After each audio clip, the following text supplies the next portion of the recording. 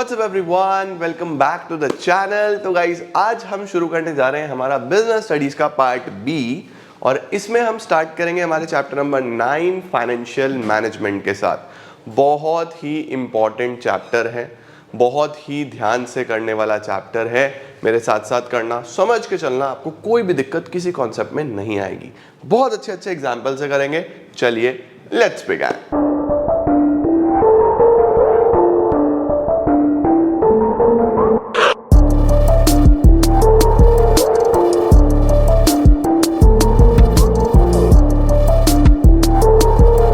चलिए जी शुरू करते हैं हम लोग यहाँ पे चैप्टर के नाम के साथ, जो कि है फाइनेंशियल मैनेजमेंट। अब देखो चैप्टर का नाम है फाइनेंशियल मैनेजमेंट। भाई मैनेजमेंट तो आप सब जानते हो, मैनेजमेंट पे तो आपने पूरी किताब पढ़ ली, आपको चीजें मैनेज करके चलनी है अच्छे से।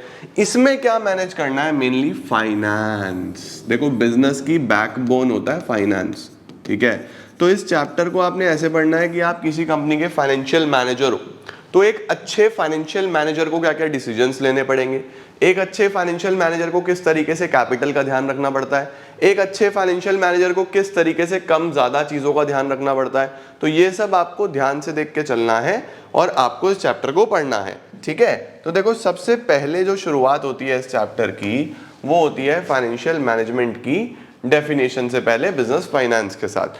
The fund required to carry out the activities of the business is called business finance. पहले यही पूछता है कि बिजनेस फाइनेंस क्या है। बिजनेस को चलाने के लिए जो भी पैसा चाहिए वो बिजनेस फाइनेंस है ना। अब बिजनेस को चलाने के लिए जो फंड्स चाहिए होते हैं, जो कैपिटल चाहिए होती है बेटा जी, वो दो तरीके की होती है। एक होती है फिक्स्ड कैपिटल, एक होती है वर्किंग कैपिटल।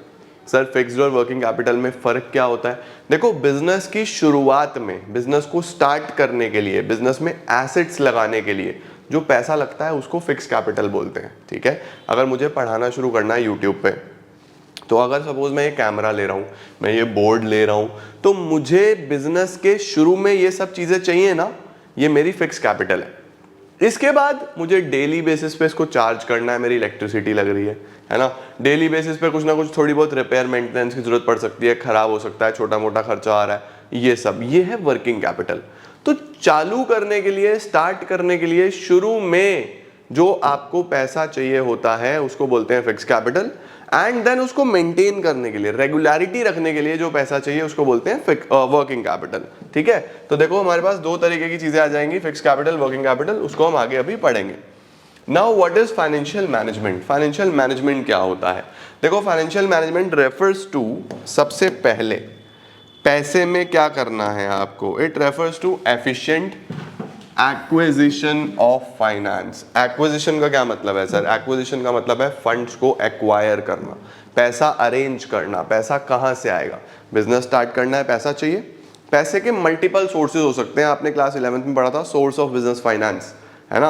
आप पब्लिक डिपॉजिट्स कर सकते हो, आप commercial paper, share, debenture, retained earnings, बहुत सारे sources.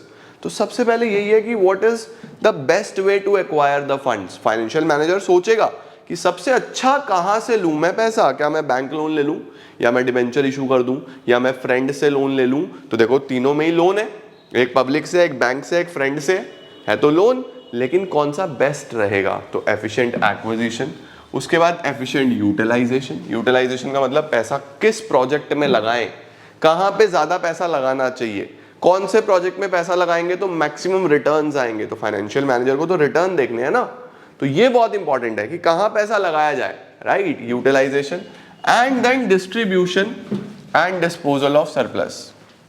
Distribution and disposal of surplus का क्या मतलब है? डिस्ट्रीब्यूशन एंड डिस्पोजल का मतलब है कि आपको ये देखना है कि फंड्स को कितने अच्छे तरीके से डिस्ट्रीब्यूट करा गया है। जब आपने प्रॉफिट कमा लिया, आपके पास एक प्रॉफिट आ गया, तो कितना किस तरीके से शेयर होल्डर में बांटा गया है, कितना आपने सेव करा है, काफी इंपॉर्टेंट चीजें रहती हैं। Distribution of surplus for smooth working of the company.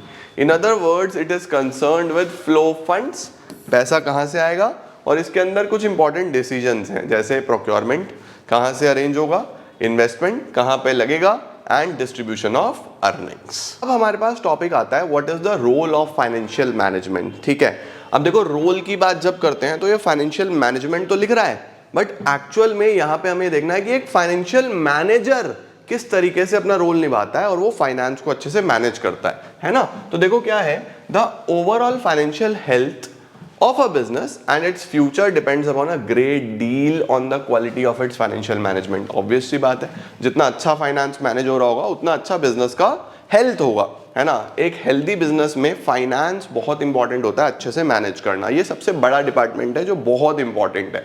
सही, आगे देखो क्या लिखा हुआ है, financial management is concerned with optimal procurement as well as the usages of the fund. यानी सबसे पहले procurement of the funds. Procurement का मतलब कि पैसा कहाँ से आने वाला है, वो प्रॉपर उसमें सस्ते से सस्ता हमें मिले पैसा। अगर आप डेट ले रहे हो तो कम से कम रेट ऑफ इंटरेस्ट पे मिले, इक्विटी पे जा रहे हो तो फ्लोटेशन कॉस्ट, अदर कॉस्ट वो कम आए। तो सबसे पहले तो ऑप्टिमल प्रोक्योरमेंट, ठीक है। उसके बाद उसका यूजेज भी प्रॉपर होना चाहिए, दैट इज द रिटर्न। आपने जहां पैसा लगाया है, अगर आप एक इन्वेस्टर के तरीके से भी सोचते हो, आप जहां पैसा लगाते हो तो कितना रिटर्न आ रहा है ना।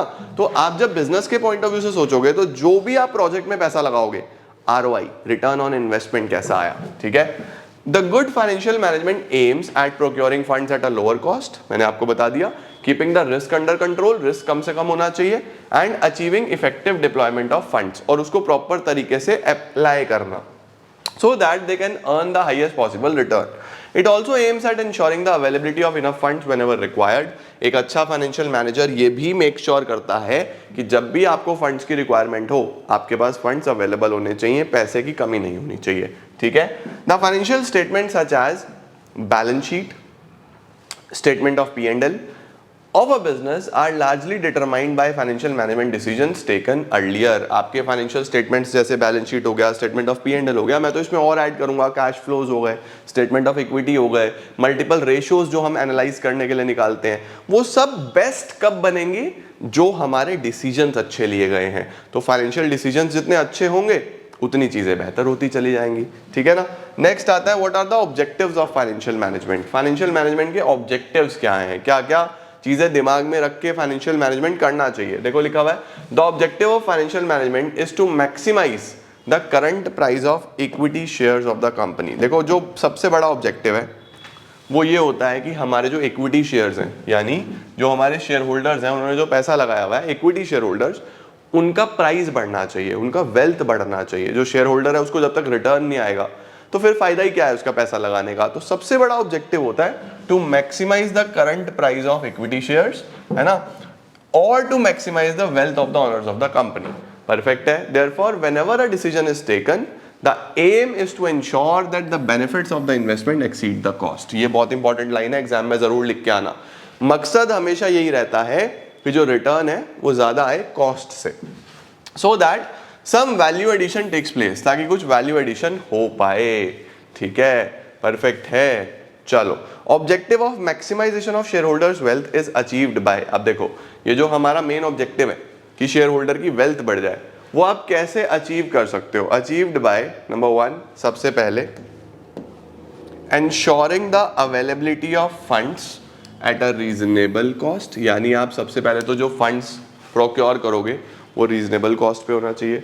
दूसरा, उनका यूटिलाइजेशन बेस्ट पॉसिबल वे में होना चाहिए।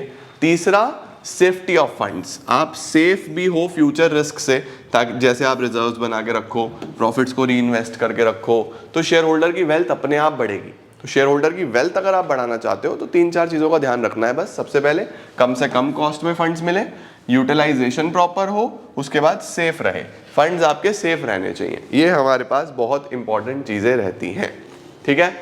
अब आ रहा है बच्चे हमारे पास एक बहुत इंपॉर्टेंट टॉपिक जिसको हम डिटेल में पढ़ेंगे आने वाली क्लासेस में, दैट इज फाइनेंशियल डिसीजंस।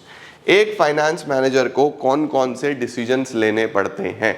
तो एक फाइनेंस मैनेजर के लिए 3 डिसीजंस हैं जो उसको लेने ही लेने हैं, that is very very important decisions. सबसे पहला डिसीजन होता है इन्वेस्टमेंट डिसीजन। इन्वेस्टमेंट डिसीजन का क्या मतलब है सर? इन्वेस्टमेंट डिसीजन का मतलब होता है बच्चे कि पैसा कहाँ लगाएं। इसके अंदर जो सबसे इंपॉर्टेंट होता है वो होता है return on investment. Return on investment से व्हाट आई मीन इज कि एक जो फाइनेंस मैनेजर है वो जब पैसा इन्वेस्ट करेगा कहीं पे तो उसको क्या रिटर्न आ रहा है ना। तो अब वो इन्वेस्ट कहाँ पे करे, क्या वो शॉर्ट टर्म में इन्वेस्ट करे या लॉन्ग टर्म में इन्वेस्ट करे, ये ध्यान से समझना। क्या वो कोई बड़ी बड़ी मशीनें खरीद ले that is long term investing, या फिर शॉर्ट टर्म में रेंट पे ले ले फिलहाल के लिए, that is short term investing. तो पैसा जब भी इन्वेस्ट करना है, अगर मुझे कोई बिजनेस चालू करना है, मुझे दुकान चाहिए, मुझे फैक्ट्री चाहिए, मुझे कंपनी के लिए ऑफिस चाहिए, खरीद लूं लॉन्ग टर्म डिसीजन, रेंट पे ले लूं शॉर्ट टर्म डिसीजन। तो लॉन्ग टर्म को क्या बोलते हैं? लॉन्ग टर्म को बोला जाता है बच्चों कैपिटल बजटिंग। लॉन्ग टर्म को क्या बोला जाता है? Capital budgeting. और शॉर्ट टर्म को क्या बोला जाता है? Working capital. तो इन्वेस्टमेंट डिसीजन में दो चीजें होती हैं, capital budgeting decision, working capital decision. ये इन्वेस्टमेंट में बहुत इंपॉर्टेंट रहता है। फाइनेंसिंग डिसीजंस क्या होते हैं? फाइनेंसिंग डिसीजन होता है कि पैसा अरेंज कहां से करोगे, what are the sources of funds जहां से आप पैसा अरेंज कर सकते हो। दो सोर्सेज आप जानते हो, डेट या इक्विटी, यानी कि या तो बोरो कर लो, दैट इज बोरोड फंड्स, या ओनर्स फंड्स। बोरो कर लो, बोरोड फंड्स या ओनर्स फंड्स, ठीक है। डिविडेंड डिसीजन क्या है बच्चे? What is dividend decision? अब डिविडेंड डिसीजन होता है कि जब आपने ये पैसा अरेंज करा, इन्वेस्ट कर दिया, इन्वेस्ट करने के बाद रिटर्न आया, अब उस रिटर्न का क्या करना है? क्या शेयर होल्डर में बांट दें एज डिविडेंड, या फिर बचा के रखें फ्यूचर में आने वाले अपॉर्चुनिटीज के लिए, यानी सेव कर लें। तो डिविडेंड को क्या करना है? या तो प्रॉफिट कर लें, डिस्ट्रीब्यूट कर दें, प्रॉफिट डिस्ट्रीब्यूशन कर दें, या फिर बचा लें एज रिटेन्ड अर्निंग्स। तो इन तीनों डिसीजंस को लेने के लिए बहुत सारे फैक्टर्स हैं जो एक फाइनेंशियल मैनेजर को अपने दिमाग में रखने होते हैं, तब वो ये अच्छा डिसीजन ले पाएगा। तो वो कौन कौन से फैक्टर्स हैं, किस तरीके से डिसीजंस लिए जाते हैं, वो सब हम बहुत ध्यान से करेंगे, बहुत ध्यान से समझेंगे और चीज़ों को आगे बढ़ाएंगे।